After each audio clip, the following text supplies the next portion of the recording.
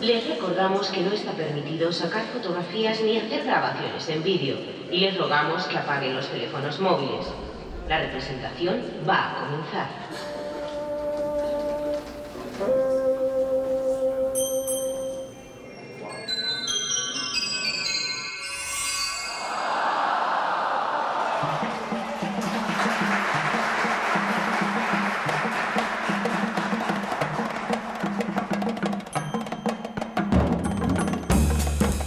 Declan Donnellan presentó en el Festival Chekhov de Moscú su versión de La Tempestad de Shakespeare. Como no llegará a Barcelona hasta diciembre, les ofrecemos un adelanto para que vayan abriendo boca. Josep María Pou trae al Teatro La Latina de Madrid Llama a un inspector, algo más que una de suspense. Como dentro de poco comienza la temporada escolar, nos ha dado por ponernos didácticos. El productor teatral Andrés Neumann nos habla de sus experiencias con Peter Brook, Tadeusz Kantor y Pina Bausch. Si siempre ha tenido curiosidad por saber cosas sobre ellos, esta es una oportunidad de oro. Bienvenidos al reino.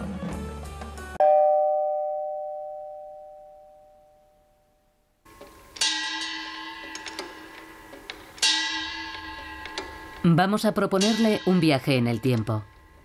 Imagine que no existe Internet. Tampoco se ha inventado el DVD ni el VHS. Solo tiene acceso a las películas que proyectan en los cines de su pueblo o ciudad y al teatro que gira por donde usted vive. República Oriental del Uruguay. Capital Montevideo. Imagine además que vive en Montevideo, Uruguay. Esa era la situación de Andrés Neumann en su juventud. Admiraba a Bergman y Fellini, pero solo podía disfrutar de sus películas ocasionalmente. A lo mejor por eso, Neumann siempre supo que había un público necesitado de trabajos innovadores. A pesar de su temprana vocación cinematográfica, fue en el teatro donde consiguió sus primeros trabajos como técnico de sonido y luces. La casualidad y su espíritu viajero le llevaron a Francia en una época en la que en Europa se estaba gestando una renovación del lenguaje teatral. Si Neumann no hubiera tenido sensibilidad de artista, quizá no hubiera sentido la necesidad de hacer algo. ¿Sabes cómo son las cosas en la vida? Nosotros elegimos algunas y otras nos eligen a nosotros. Y yo, a partir de un momento en adelante, yo fui elegido por el teatro. Yo tenía algunas capacidades, no tenía ningunos estudios especiales hechos, pero tenía una visión, seguramente ya había como, podría decir, afinado un sentido como una nariz de sabueso para lo que realmente puede ser interesante en el teatro. Pina Bausch o Tadeusz Kantor, por citar a algunos, comenzaban sus carreras y lo hacían sin el apoyo de infraestructuras como festivales y muestras internacionales que por aquel entonces no existían. Y era ahí precisamente donde Neumann se hizo necesario.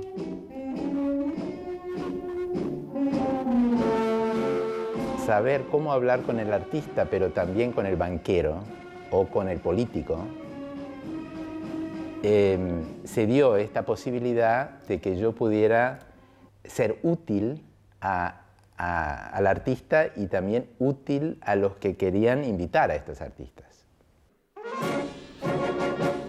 Podríamos decir que su vocación artística le sirvió para reconocer en otros el talento, y su voluntad de ser útil le llevó a poner sus capacidades al servicio de esos nuevos proyectos. Testigo de excepción de una época, ayudó en la producción y distribución de espectáculos que ahora nos parecen indiscutibles, como el Mahabharata de Peter Brook, los trabajos de Tadeusz Kantor o la danza-teatro de la alemana Pina Bausch. I can't think without music. I cannot, even the silence or whatsoever. For me, it's impossible. Also, my other works till now, it's always, and not live orchestra, so music from all over the world, or I don't know. Pina Bausch no ha tenido siempre el éxito que tiene hoy. Cuando empezó, cuando yo la conocí en los años 70, en Alemania, en su ciudad, en Wuppertal, donde ella empezó su labor creativa, yo iba a los estrenos y había poca gente y el espectáculo lo chiflaban. Era un escándalo. Con el tiempo, la gente empezó a entender, pero llevó tiempo. Y yo creo que ella, en modo, digamos, muy especial, ha demostrado una paciencia y una persistencia que pocos artistas han tenido.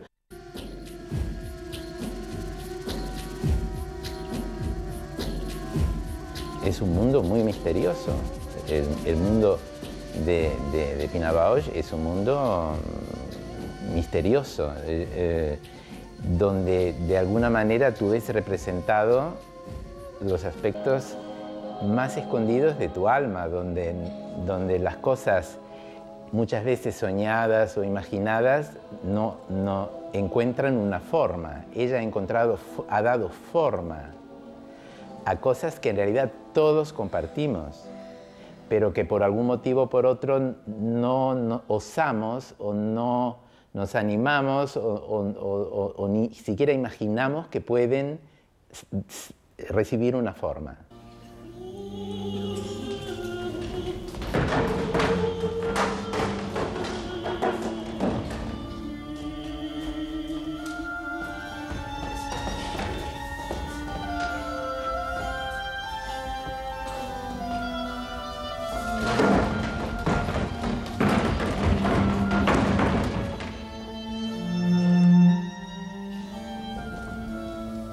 Y también lo increíble es que hoy día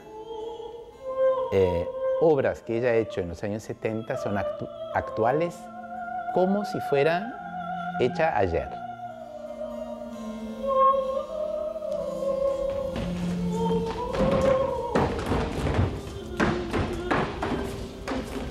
Estos artistas no han tenido una vida fácil. Y yo tampoco. Pero digamos, traté de ayudar a estos artistas a llegar a su público y crear esa conexión. Quelle est la fonction du théâtre? Le théâtre est-il la recherche de l'unité? Est-ce que le théâtre doit être compréhensible? Quelle est la relation entre théâtre et vie quotidienne?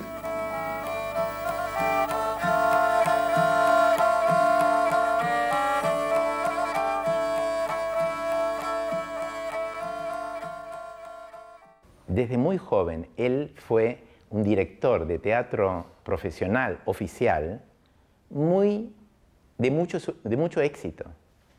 Pero ¿qué pasa? En un cierto momento, Bruch decide de querer dejar el teatro oficial y hacer trabajo de investigación, de renovación, y ahí ya la cosa se complica, porque el sistema teatral, que lo aceptaba totalmente, de pronto no aceptaba todavía esta búsqueda de nuevos lenguajes, el hecho de que él quisiera ir como por otros caminos. Mais que c'est une très très bonne chose dans le théâtre, que le théâtre soit une chose impure. Ça choque très souvent des gens qui ont l'idée que le plus pur le théâtre, le mieux ça vaut. Et c'est exactement le contraire. Un théâtre pur a quelque chose de très souvent, ou presque toujours, manque la seule chose qui compte, qui est la vie, manque de vie. Siempre que uno trata de moverse de otra forma que el sistema tradicional de producción, no sé, 4 semanas o 5 semanas de ensayo. Si yo quiero ensayar 3 meses, ¿qué pasa? Ah, no, eso no se puede porque cuesta demasiado o no está previsto, o los actores tienen poco tiempo, tienen que hacer la tele o tienen que hacer otras cosas, ¿no? Entonces, siempre que uno quiere trabajar de otra forma, la cosa se complica. Y cuando yo encontré a Bruch era esa época en que estaba como en otro carril. Peut-être vous pouvez chercher à retrouver la situation du Mahabharata de la reine qui noie 8 fois son enfant. Chaque fois qu'ils ont un enfant, la reine décide de le noyer.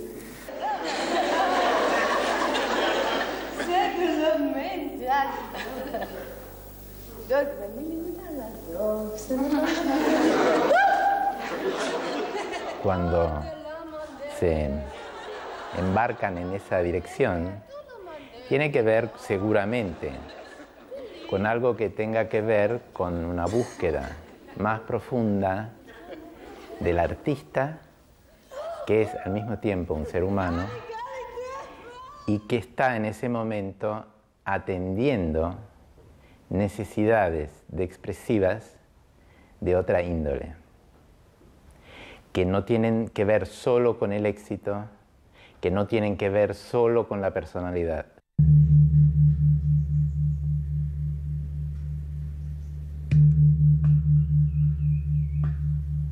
Cantor era un genio absoluto, pero que, claro, sale de Polonia, de una Polonia en la época soviética, donde nada era posible. Entonces Cantor trabajaba en una especie de sótano en Cracovia, con gente que nadie la pagaba, pero que era como un viaje de no sé, furia creativa, ¿no? Entonces, y sin ninguna lógica de mercado tampoco.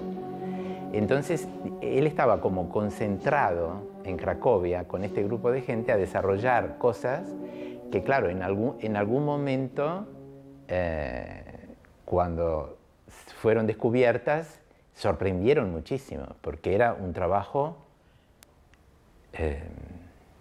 totalmente inesperado, una forma de expresión como la pintura, él era también un gran artista plástico, ¿no?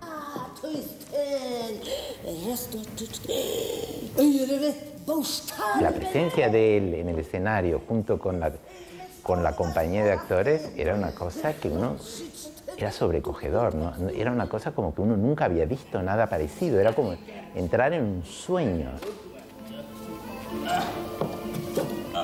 Y nunca más volvimos a pensar en el cine.